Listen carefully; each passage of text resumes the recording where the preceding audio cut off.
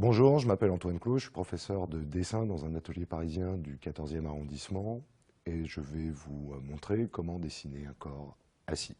Alors le corps assis pose différents types de difficultés, entre autres au niveau des cuisses qui sont dans une position de raccourci, donc qui demandent un montage particulier de l'esquisse. Alors, on va commencer par la proportion globale du corps pour dessiner quelqu'un d'assis. On va commencer par la tête qui est la partie la plus visible là, du corps.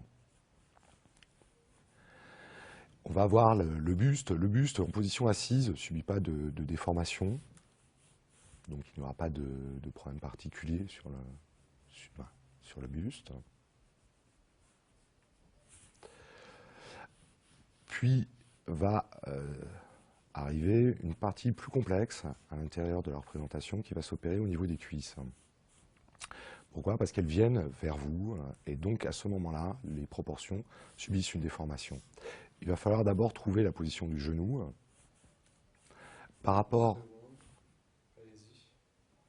à ce qui a été dessiné au-dessus du corps. Donc regardez l'alignement du genou par rapport aux épaules. On peut refaire ça en fait, je ne pas sur les épaules. Ok. Peut-être qu'on peut bosser. Ok. Donc la difficulté va s'opérer au niveau de le positionnement des genoux. Pourquoi? Parce qu'ils viennent vers vous et donc c'est plus compliqué à positionner. Donc le meilleur système, c'est de trouver un point au niveau des épaules et trouver son alignement. Donc là, actuellement, ce genou-là va être dans l'alignement ici. Et on va poser ce premier genou de manière assez brutale. Le mollet, lui, ne va pas subir de déformation parce que lui aussi est vertical, il ne vient pas vers nous. Et donc, lui, va être comme le torse, relativement simple à traiter. La position du pied. On peut remonter, pour finir l'esquisse, regarder la position du bras. La position de la poitrine.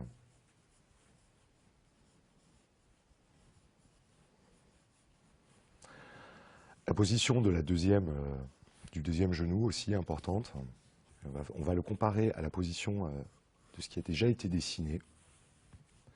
Donc là, en l'occurrence, le genou se situe à l'extérieur du corps, donc on va le positionner et on va en déduire la position de la cuisse.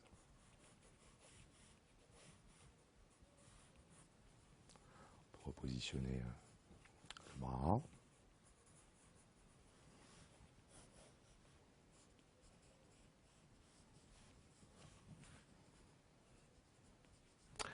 Un autre élément important, c'est la position médiante du plan, c'est-à-dire que la poitrine, le sternum, le nombril et le pubis vont nous indiquer l'orientation du corps.